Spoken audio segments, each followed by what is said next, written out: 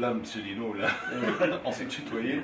Alors, si Abdelali, on m'a rapporté que une fois dans un club, le secrétaire général avait le cachet du médecin. C'est-à-dire, il signait pour le médecin. Est-ce que tu crois, toi, à ce genre de rumeur? Ou c'est possible? Mais ce que je dis, c'est que... Un médecin qui se respecte ne donne pas son cachet. Ce que je peux vous avancer, ce dont j'en suis sûr, c'est qu'il y a eu des connivences au niveau des certificats médicaux. Hein. Au niveau des jeunes, au niveau de tout, on te remet un paquet de certificats médicaux, donc automatiquement le bonhomme, sans qu'il passe son diagnostic, il délivre un certificat. Un certificat d'aptitude. D'aptitude, effectivement. Allez, à la chaîne. À la chaîne. Caché, signature, allez, dis la vérité. Même des fois avec des photocopies. Hein. Donc au niveau du football professionnel, donc il y a la fédération avait instauré la mise en place d'une licence plus. Donc pour avoir cette licence plus, il y a des exigences, vous comprenez.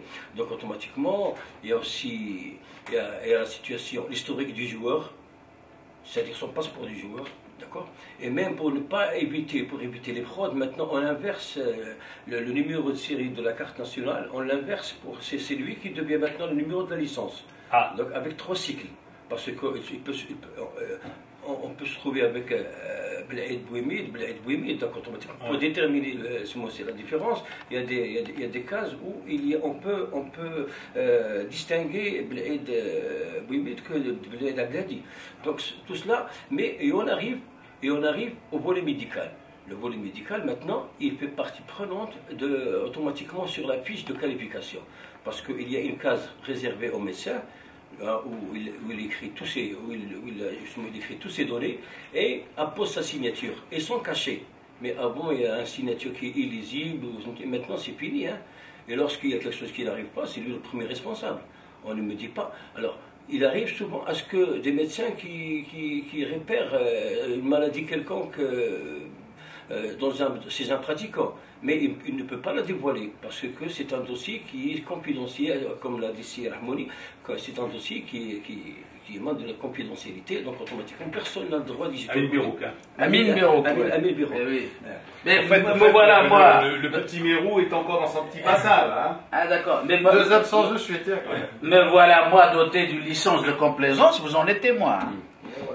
Abdelali a cité mon nom au moins 4 fois.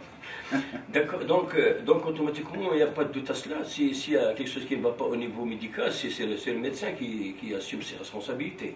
Autrement, puisque tous les médecins du club ont des locaux au sein de leur club, ont une présence continuelle, c'est-à-dire permanente, au niveau des matchs d'entraînement et des matchs officiels.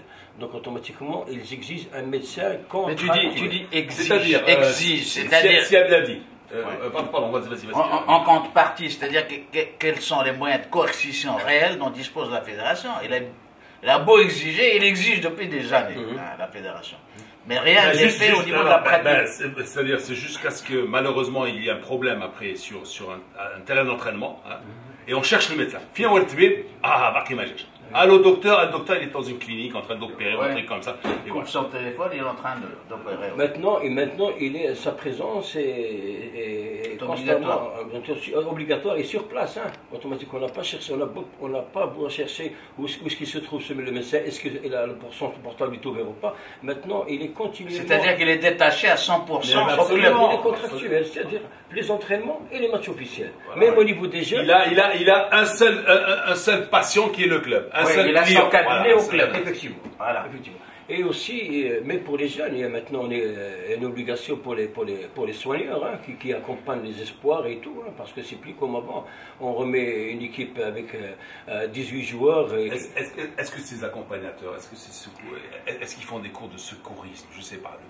Le BABA, c'est-à-dire le bouche à bouche, la réanimation en cas de problème, est-ce qu'ils sont capables de faire ça? Non, mais c'est un soigneur confirmé, hein. Il a son diplôme, hein, pour pouvoir assister, pour pouvoir avoir accès à l'heure du jeu. Mais il a une licence qui est... Le soigneur. Le soigneur. C'est pas du n'importe qui, hein. Est-ce qu'ils font des cours de... Est-ce qu'il y a des mises à jour de la formation? Est-ce qu'il y a de nouvelles techniques dans la médecine? Ils les font de temps à autre, ils les font et aussi par des nouvelles qui leur sont transmises de la CAF ou de la FIFA par le biais de la Commission centrale médicale à tous les médecins, à tous les clubs plutôt. Et c'est eux qui vont avec leurs médecins. Est-ce qu'il y a des cas de défaillance qui sont relevés, qui sont traités? Parce qu'on n'en parle jamais. On parle des morts, mais on ne parle jamais de ce qu'on sauve. Écoute, M. Blaïd, pour moi personnellement, ce n'est pas mon domaine, mais c'est un avis personnel qui n'engage que moi. Pour moi, je considère ces situations, c'est un énigme. Jamais jusqu'alors, à ce jour, on est arrivé à connaître les raisons de chaque décès. Voilà. Ça, c'est important. C'est un énigme. Maintenant, pour moi, je l'ai dit parce que c'est comme ça. Maintenant, on pleure. Pourquoi ce secret? On pleure le mort. Parce que les familles n'autorisent pas les autopsies aussi. Effectivement. Voilà. On comprend la douleur d'une famille. Parce que l'autopsie, c'est voir son fils ou son mari ou son parent mourir une deuxième fois. Tu vois ce que je veux dire? Ouais. Bon, d'accord.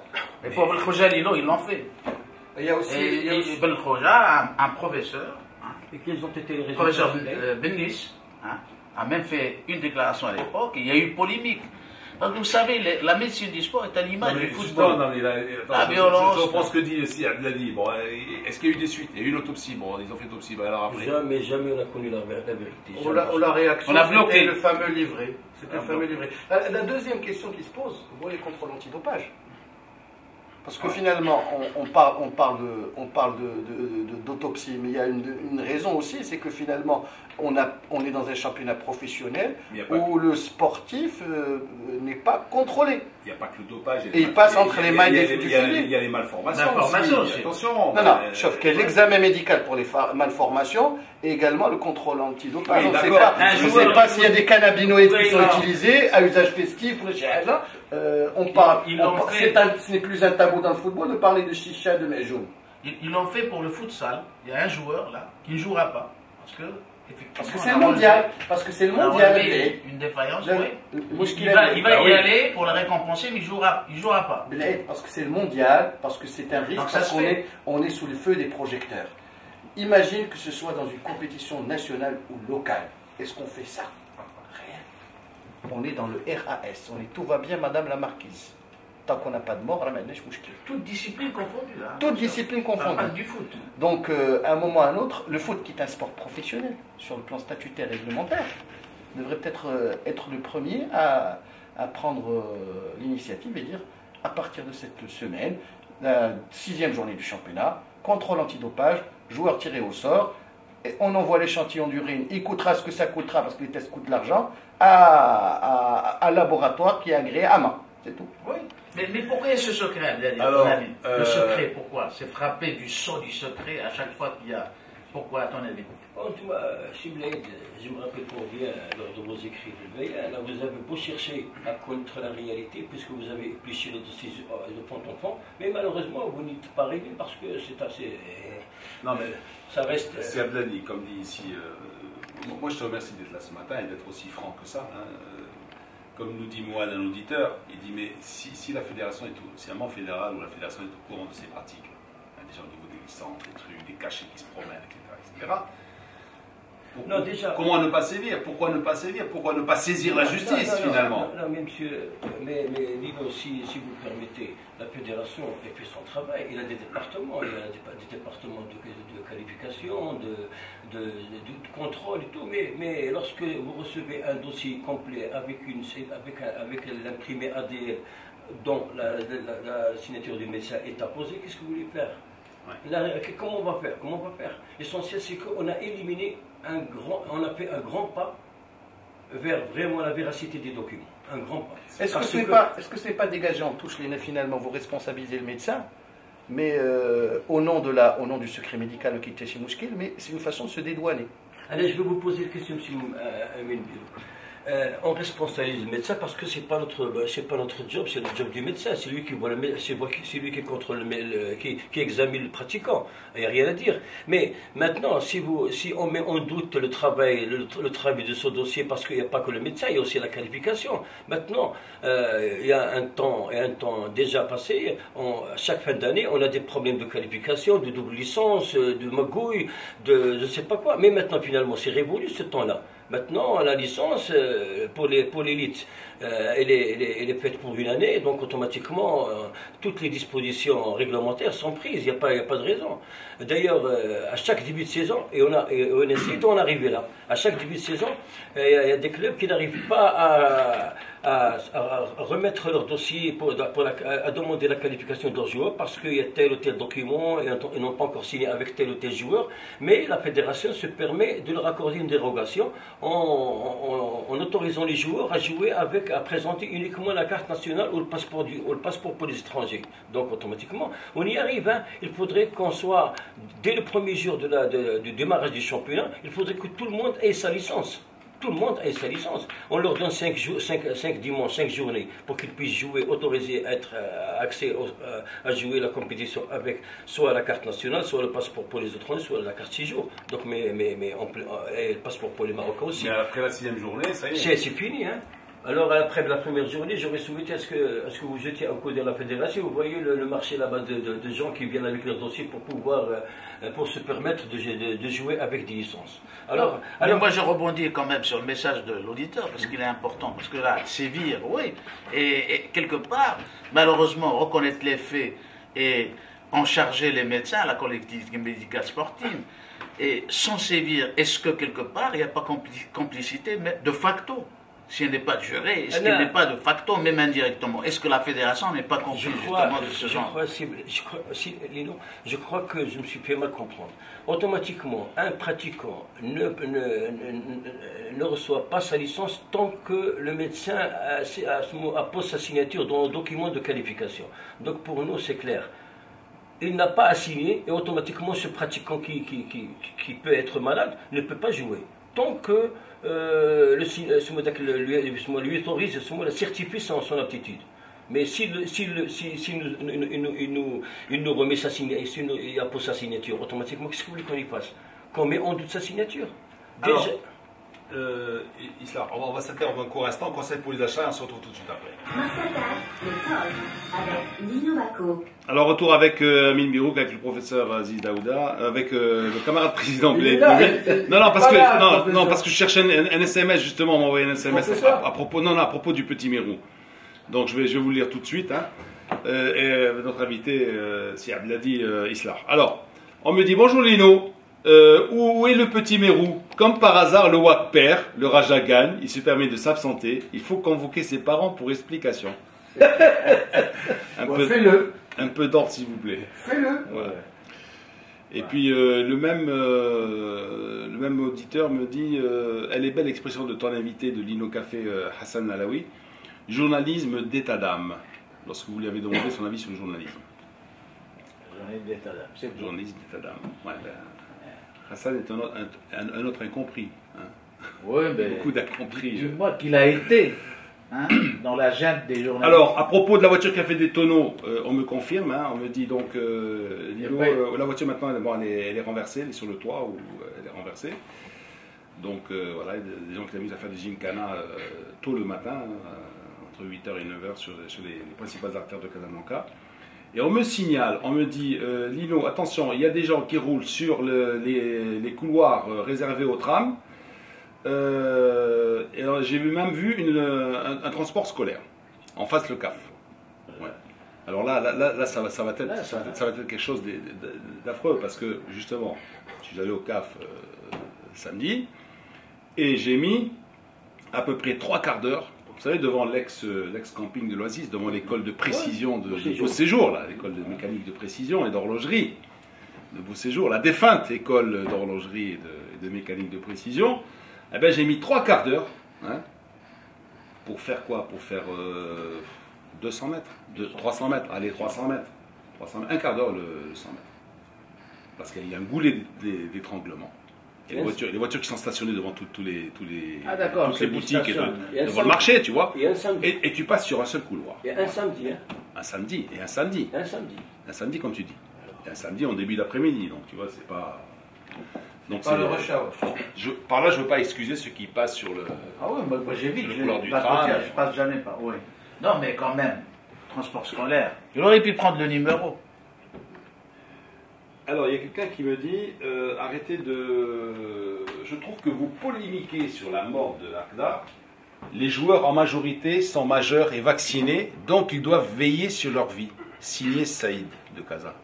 Ça, c'est... Qu'est-ce qu'il ne faut pas lire, je dirais. Hein. Avec tout le respect qu'on peut avoir pour nos auditeurs, vous êtes libre de dire ce que vous voulez, mais dire qu'on polémique et dire que les joueurs sont... mais Majeurs et vaccinés. majeurs et vaccinés. Pour mourir tranquille.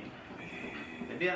Il y a un cadre juridique Mais bien sûr. important qui gère la santé des joueurs. Et c'est pas Hier, quand je vous disais qu'il y avait une loi qui datait des années 50, Ouais. sur la tutelle de la santé, ça s'appelle exactement. Oui, mais le problème, c'est de savoir si, en cas de précaution réelle, on ne peut pas sauver une vie. Voilà le problème. Parce qu'une vie, elle n'a pas de prix. Voilà. Et il suffit que Quand le médecin... même tu dans sauverais la qu'une seule autorisation. vie, eh ben, c'est toujours une vie, Bien sûr. une vie de sauver. Mais, Tu peux pas dire, ben, ils sont gros, ils sont on vaccinés. est à parce qu'ils Marie veulent. dit là, d'accord. Mais beaucoup de joueurs seraient encore là si les dispositions réelles avaient été prises. Mais là, si on n'avait pas fait d'économie de bout de chandelle en disant oh là là, 13 000 dirhams l'analyse, oh, c'est beaucoup trop. Par exemple. Alors, là, j'aimerais bien qu'il me confirme les chiffres. Est-ce que c'est vrai que les frais d'assurance pour un dossier pour une licence de jeune, c'est 17 dirhams? Non, ils sont pris en charge par le ministère. Hein. Ouais. Toutes les divisions confondues, à l'exception des seniors de l'élite. Hein. Ouais. L'élite 1 et 2, leurs seniors, ils sont payés, mais c'est la fédération, il leur règle une partie, soit je pense, un nombre déterminé de joueurs. Mais au niveau des jeunes, hein, toutes catégories confondues, les jeunes et des clubs élites, et des amateurs, et des ligues régionales sont pris par SMO. Et d'ailleurs, ils sont soignés, ils sont reçus dans des hôtels, dans des cliniques qui sont très, très bien. Hein. Ce n'est pas des CHU ou quoi que ce soit. Conventionné avec le ministère. Aujourd'hui, tu as une société civile où il y a pas moins de 3 associations de médecins.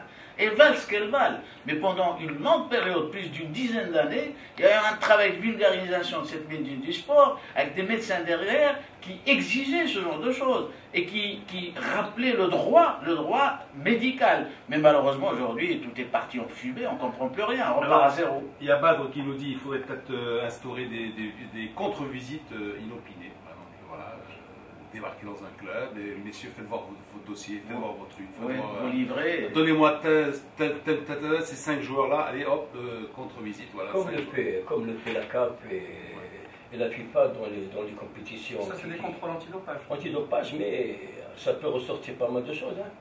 L'antidopage, c'est un fait, mais aussi ça peut ressortir. Est-ce qu'un contrôle médical, ce n'est pas véritablement la commission médicale? Je sais que vous êtes tenu à une certaine solidarité au sein du BF.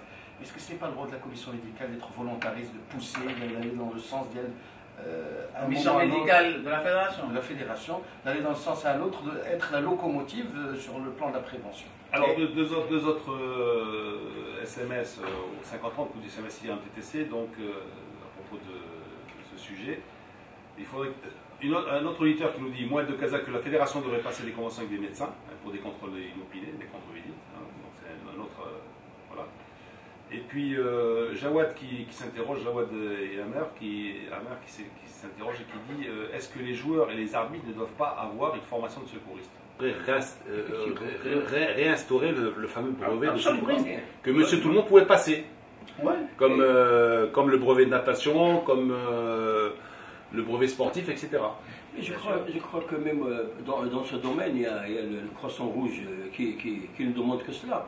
Il est prêt à accompagner cette opération, passer à la condition qu'on leur demande. Hein. Je pense qu'il y a la Ligue du Sousse qui est en train d'étudier cette situation pour pouvoir mettre un partenariat avec la Ligue pour pouvoir dégager tout accident de ce genre, au moins les soins préliminaires. Ouais. Et là, quelqu'un d'autre me dit, Dao Idrissi de Casa, vont-ils exiger un jour, les fédérations, hein, ils parlent de, pas uniquement la fédération de foot, hein, parce qu'il peut y avoir un problème dans les fédérations, le défibrillateur dans les stades à titre préventif pour sauver les vies humaines. Et pas seulement les joueurs, mais aussi les spectateurs. Absolument. Alors c'est une autre peur de monstre, M. Padigo. Les spectateurs, pour y arriver, hein, surtout lorsque le stade est bondé. Alors comment on dirait il y a une chose. On exige bien, les pompiers exigent bien des extincteurs. Ouais. Il faut qu'ils exigent aussi un défibrillateur ou quelque chose comme ça dans un stade. Pour l'homologuer, histoire de ne pas avoir, d'avoir quand même un outil de premier secours. Alors, le spectateur, il n'a qu'une obligation de payer le billet, aucun droit par la suite. Voilà la question que je voulais poser. Lino, est-ce qu'il y a une commission médicale à la Fédération royale marocaine de football? Il y a une commission centrale médicale présidée par le président Slaoui. Oui, il est composé de qui, hein? Et quel est son travail, quel est son rôle? Qui est membre des médecins? Il y a des médecins? Il y a des médecins. Parce que franchement, moi, cette commission, les associations bougent beaucoup plus que la commission médicale de la FRMF. Et Dr Slaoui, on le voit souvent représenter la fédération pour d'autres choses que les choses médicales. J'ai l'impression. Bon, ben la dernière en date, c'était dans la fameuse commission de sélection. On l'invitera. On l'invitera. Il faut qu'il s'explique. On l'invitera, c'est tout. Ben, si nous écoute, il peut intervenir. Comme Hakim Demou, on va appeler tout à l'heure, il demande un espèce de droit de réponse, puisqu'on a parlé tout à l'heure de Kenitra et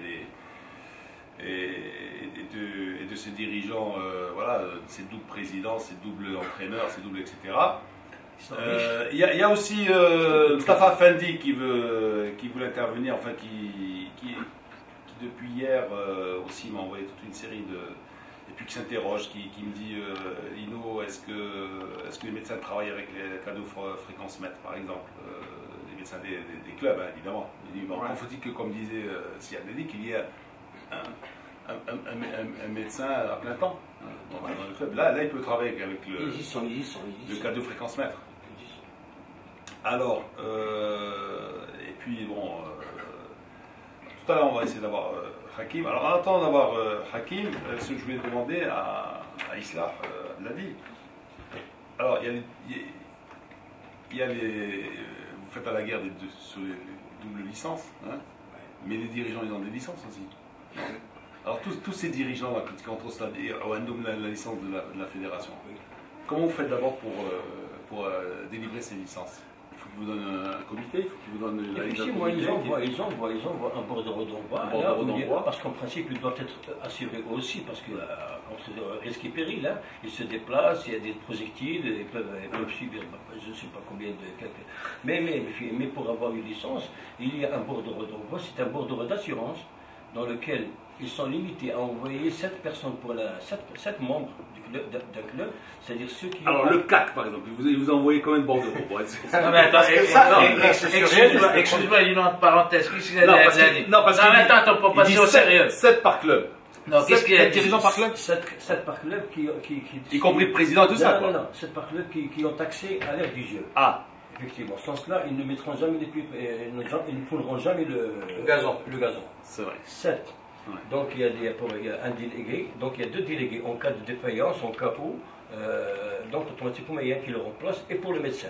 Ouais. Donc, mais le reste, entraîneur adjoint, kiné, entraîneur des gardiens de but. Y compris cela alors? Oui. Y compris cela. Donc finalement, tout ce que vous voyez aligné sur un banc de touche, sur la surface technique, sont licenciés. Ils sont licenciés. Sans cela, ils ne rentreront jamais. Hein. Il n'accès ne remplit jamais. Les autres, ceux qui ont accès à la tribune, pour ceux des cartes de faveur, c'est des cartes. Et encore s'il y en a, des cartes d'adhérents. Non, mais avant de clore ce dossier, je voudrais revenir sur le cas des ambulances. Vous avez parlé tout à l'heure d'ambulances.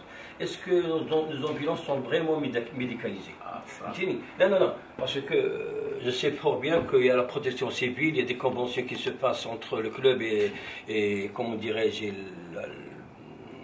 la protection civile. À chaque match, ils leur envoient un programme, ils leur envoient eux de leur côté 2 ambulances. Mais est-ce que vraiment, je ne doute pas de cela, mais est-ce que, c'est une question que je me pose toujours, est-ce que vraiment ces ambulances sont médicalisées? Parce que lorsqu'on accède à un domaine tel que le nôtre, c'est-à-dire le professionnel, on entend qu'il doit être préparé dans surtout ces aspects. Hein. Il n'y a pas que le projet, on continue les licences, ou la plate DL, ou la continue. Et d'ailleurs, de l'amour civil, c'est universel, ça arrive souvent dans des championnats en dehors de chez nous. Hein. C'est pas parce que. Mais si vraiment. Mais au moins, vous avez la conscience propre. Effectivement. Il y a qu'à s'y admettre. Je dis, bon, je pense aux joueurs hongrois, par exemple, qui étaient écroulés, le joueur de Effectivement. Bon, mais au moins, tu te dis, Marc bon. Ils ont subi des tests. Des tests. Voilà, ils étaient contrôlés, ils étaient suivis sérieusement sur le plan médical. Bon, après, bon, c'est vrai, bon, tu n'y peux rien. Mais au moins, tu te dis, bon, j'ai tout fait pour prévenir. Effectivement. Oui, mais on ne doit pas se cacher Chose que nous, derrière. on ne fait pas.